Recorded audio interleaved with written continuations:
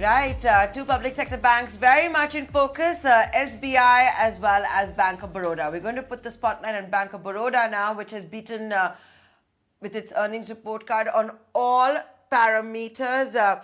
So joining us now, the top management, the managing director and CEO, Mr. Sanjiv Chadha.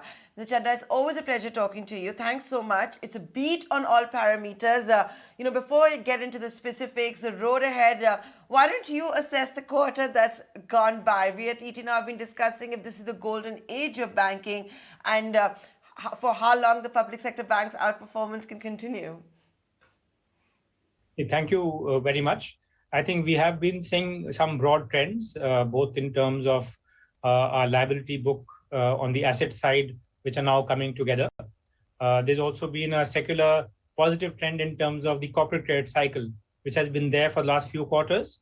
To some extent, the impact of that was muted because of COVID. Now we are seeing it manifest itself more fully. So yes, pretty happy with the quarter this time.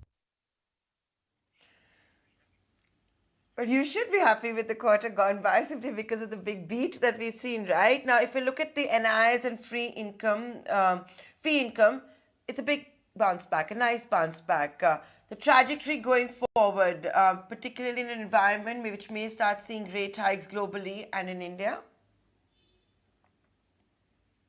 So I think we can look at both the components, which I think have had a fairly good trajectory. First, on the NII side and net interest margins, I think it's important to recognize that the improvement has come in fairly trying circumstances. We had a surplus liquidity situation for quite some time. The corporate loan growth has been tepid. The pricing power of banks has been challenged when it came to corporate loan growth. And we have been able to improve our net interest margin from 2.77 to 3.13 during this period. And that has been a result of discipline on the asset side, that you make sure that you take acceptable risk at acceptable pricing, but more importantly, by a very tight discipline on the liability side, where our deposit growth has been in line with our loan growth. If you look at the composition of deposit growth, it has come almost entirely from growth in CASA. So our CASA has grown by 12%, and our CASA ratio has gone up from 37% 2 years back to 44% now. 300 basis points up YOY. So I think that discipline is important. Now going forward, I think given the fact that interest rates are likely to normalize, liquidity might dissipate, pricing power might return to some extent. And in any case, there's normally, again, a lag between liabilities repricing and assets getting repriced. I think we are in a reasonably good place in terms of sustaining margins.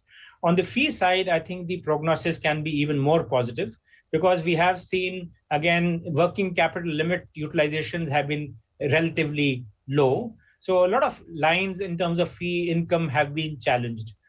We have tried to, of course, grow our fee income in these circumstances, but it is my belief that as the economy picks up in terms of momentum, as loan growth also picks up, working capital utilization levels also goes up, there is scope for further improvement as far as fee income is concerned.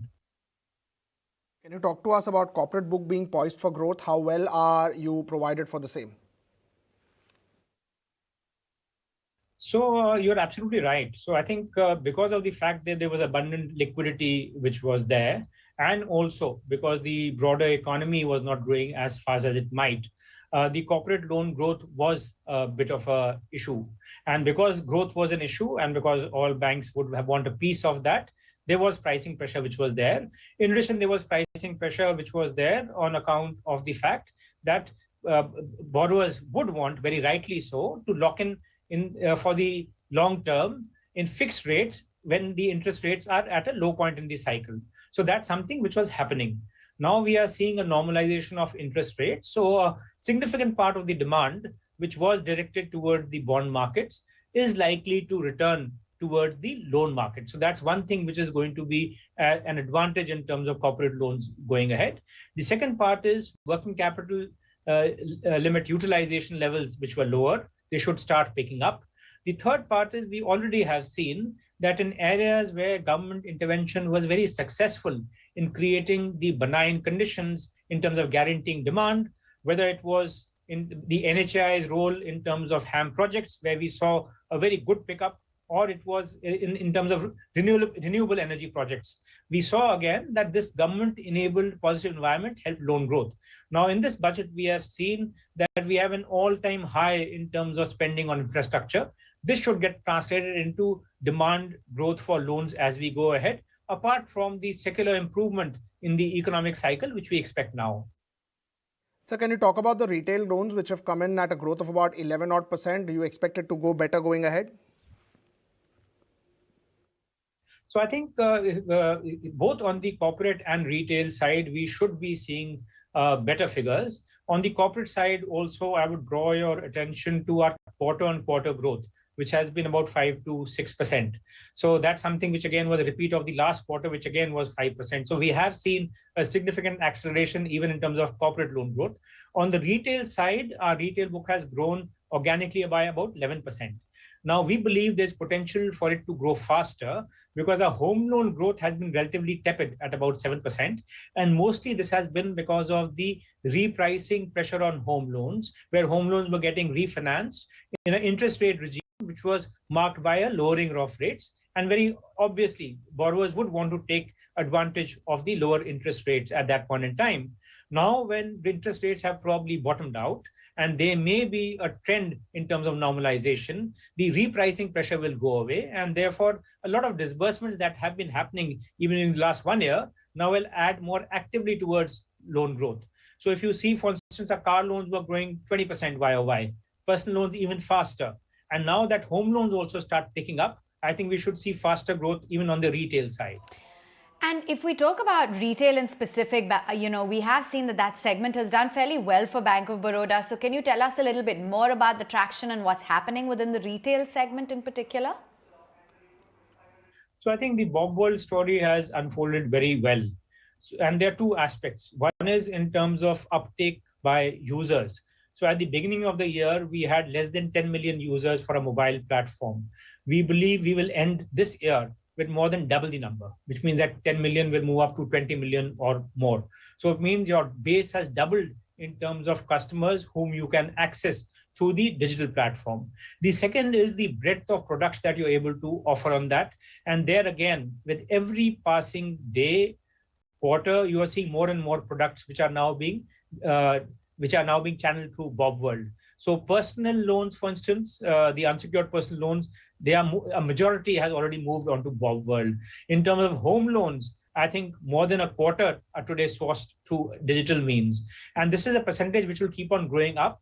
And this has implications both in terms of growth, and it also has implications in terms of cost of acquisition. Similarly, on the liability side, hundreds of new accounts are being opened every day through video KYC. And we have a product called the B3 account, which is the Bob Benefits Bonanza account, where customers, depending on the account they choose and the minimum balance they want to have, and also having most of their access only through digital means, actually have very attractive offers in terms of free subscriptions to things like, say, Netflix or Heroes Now, Times Now, and the like.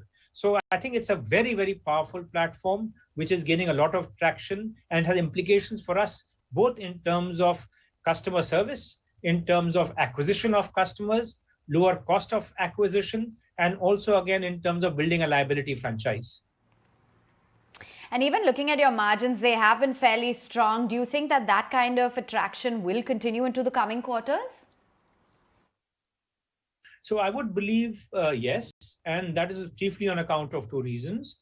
A, as I mentioned in the beginning, our CASA has moved up from 37% 2 years back to 44%. And this is a permanent advantage in terms of interest cost that you will have, apart from the fact that you have a large body of customers to whom you can cross-sell. The other part is on the asset side, where, again, we have seen an improvement in margins at a time which was very challenging, as I mentioned, in terms of liquidity being abundant, in terms of corporate loans not growing as much as there's potential to grow them. Third part, what I mentioned was in terms of the lag which is there. So I believe there are still a few quarters before we see broad-based increase in deposit rates, while assets should start repricing almost immediately. So I think there seems to be reasonable room for optimism that the improvement that we have seen in net interest margins should be sustained, and it is quite possible that we may be having significant improvement going ahead. All right, Mr. Chadha, we'll leave it on that note. Thank you so much for joining in and sharing with us those details. We're completely out